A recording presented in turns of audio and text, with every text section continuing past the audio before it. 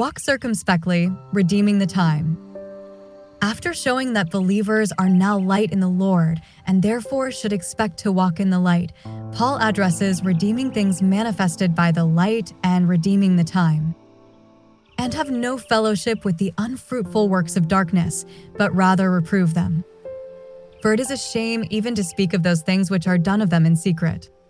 But all things that are reproved are made manifest by the light, for whatsoever doth make manifest is light. Wherefore he saith, Awake thou that sleepest, and arise from the dead, and Christ shall give thee light. See then that ye walk circumspectly, not as fools, but as wise, redeeming the time, because the days are evil. Ephesians 5 verses 11 to 16. A lot to say about these verses. Let's take a closer look. Since we are now light in the Lord, children of the light and walkers in the light. An obvious conclusion is that we should have no fellowship with the unfruitful works of darkness, but rather reprove them. For it is a shame even to speak of those things which are done of them in secret. Note that unfruitful works of darkness are what is done in secret and associated with those that walk in darkness. Again, our expectation as we rest in the truth of the rightly divided word regarding our being children of the light is that we will walk in light and not in darkness. And our expectation matters. Paul goes on in this regard, noting that darkness walkers are to be reproved, charged with fault, and this by the light, because the light makes manifest the source and motive of such. Next, we have a wherefore, so like a therefore, we need to find the associated instruction from which the conclusion is made. In this instance, knowing that darkness walkers will be reproved, charged with fault, and their deeds of darkness made manifest by the light, Paul instructs the Colossians that, as believers, they should wherefore awake thou that sleepest, and arise from the dead, and Christ shall give thee light. Since believers have already positionally risen from the dead in Christ, we know that the believer is being reminded to be alert, awake, and receiving the light that Christ has given in his rightly divided word.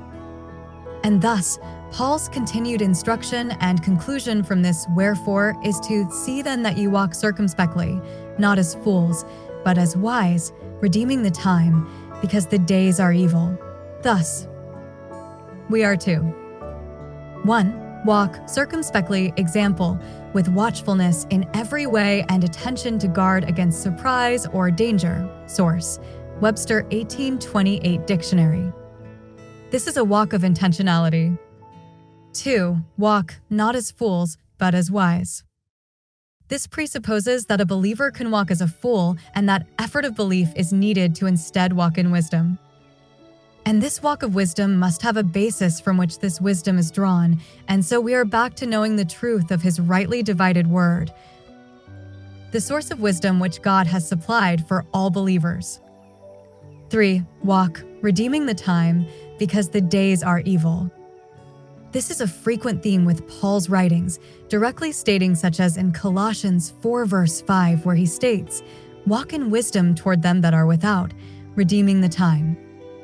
In fact, Paul's instructions in Colossians 4 and those found here in Ephesians 5 are near identical, pointing to the same instruction and resulting expectation, both resulting in redeeming the time.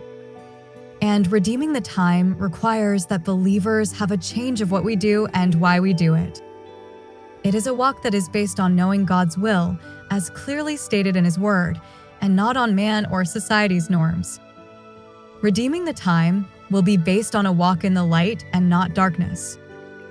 It also acknowledges that time is short and there should therefore be a sense of urgency because the days are evil.